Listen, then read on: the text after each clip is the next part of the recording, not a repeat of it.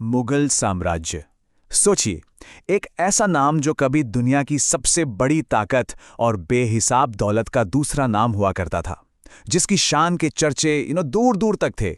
पर सवाल तो ये उठता है कि इतनी मजबूत सल्तनत आखिर रेत के महल की तरह ढह कैसे गई।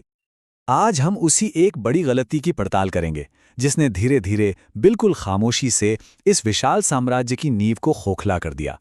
देखिए, ये सिर्फ इतिहास का एक पन्ना नहीं है, बल्कि एक सबक है। सबक इस बात का कि कैसे सबसे बड़ी ताकतें भी एक गलत फैसले से बिखर सकती हैं। तो चलिए इस ऐतिहासिक रहस्य से पर्दा उठाते हैं। अच्छा, तो हमारी जांच का जो पहला सुराग है वो हमें दक्षिण भारत की तरफ ले जाता है। मुगल साम्राज्य के पतन की पहली चिंगारी असल में दक्कन की उन लड़ाइयों में छिपी थी जो कभी खत्म ही नहीं हुई। बाबर से लेकर औरंगजेब तक हर पीढ़ी ने लंबी और बहुत महंगी जंगें लड़ी। इन लड़ाइयों ने शाही खजाने को आप कह सकते हैं कि लगातार निचोड़ा। ये एक ऐसी कमजोरी थी जो साम्राज्य की जड़ों में बैठ गई थी और उसे अंदर ही अंदर कमजोर कर रही थी। और इसी सिलसिले में सबसे बड़ा झटका था औरंगजेब का दक्कन अभियान। जरा इस नंबर को देखिए, 25 से 27 साल, मतलब सोचकर देखिए, एक चौथाई सदी, पूरी की पूरी एक जनरेशन एक ही जंग में निकल गई। इसी एक जंग ने मुगल साम्राज्य की कमर ही तोड़ दी। ये एक ऐसी लड़ाई थी जिसे जीतना लगभग नामुमकिन था। इस लंबी जंग के दो बहुत ही बुरे नतीजे निकले। पहला, जैसा कि साफ है, शाही खजाना पूरी तरह से टूट गया, खाली हो गया। और दूसरा, बादशाह का पूरा ध्यान दिल्ली यानी सल्तनत के दिल से हटकर दक्कन में ही अटक गया।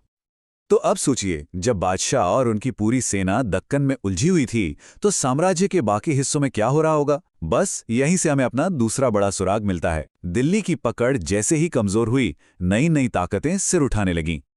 उत्तर भारत में राजपूत, जाट, सिख और मराठा, ये सब क्षेत्रीय शक्तियां ताकतवर होने लगीं। ये वो दरारें थीं जो धीरे धीरे पूरे साम्राज्य में फैल रही थीं। क्यों? क्योंकि मुगल सत्ता का ध्यान कहीं और था। मुगल प्रशासन एक अजीब सी कंफ्यूजन में फंस गया। उनके सामने सबसे बड़ा सवाल यही बन गया, हम किसको संभाले, दक्कन को या दिल्ली को? और इसी उलझन ने, इसी कंफ्यूजन ने पूरे सिस्टम को जैसे पैरालाइज कर दिया। बाहरी खतरों से भी ज्यादा खतरनाक थी वो जंगें जो साम्राज्य के अंदर ही चल रही थीं। और यहीं हमें मिलता है हमारा तीसरा और शायद सबसे अहम सुराग, तख्त के लिए होने वाली खूनी लड़ाई। ये एक ऐसा विनाशकारी चक्र था जो हर बादशाह की मौत के बाद दोहराया जाता था।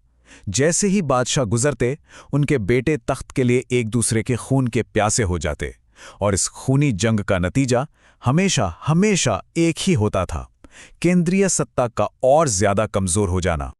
इन लड़ाइयों ने सिर्फ शाही परिवार को नहीं बांटा, बल्कि दरबार में मौजूद अमीरों और सरदारों के बीच भी गुटबाजी को खूब हवा दी। हर कोई बस अपना फायदा देख रहा था और साम्राज्य बिखरता जा रहा था। तो अब सारे सुरागों को एक साथ जोड़ने का वक्त आ गया है। मुगल साम्राज्य का पतन किसी एक घटना से नहीं हुआ, नहीं, ये एक बहुत धीमी और खामोश प्रक्रिया थी। लेकिन इन सब के पीछे एक बहुत बड़ी भूल थी।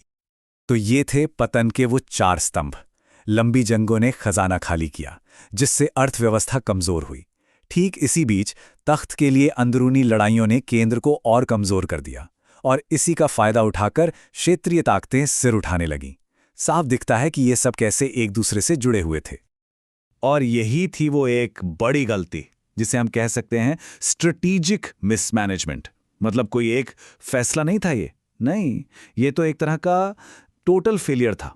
लंबी जंगें, कमजोर अर्थव्यवस्था, घर की लड़ाइयां और ऊपर से नए दुश्मन, इन सबको एक साथ संभालने में जो नाकामी हुई, बस वही नतीजा था ये। मुगलों की ये कहानी हमें एक बहुत ही अहम सवाल पर लाके छोड़ देती है। क्या एक महान साम्राज्य बाहरी दुश्मनों से ज्यादा अपनी ही गलतियों और अंदरूनी कमजोरियों की वजह से टूटता है? इस पर विचार जरूर कीजिएगा।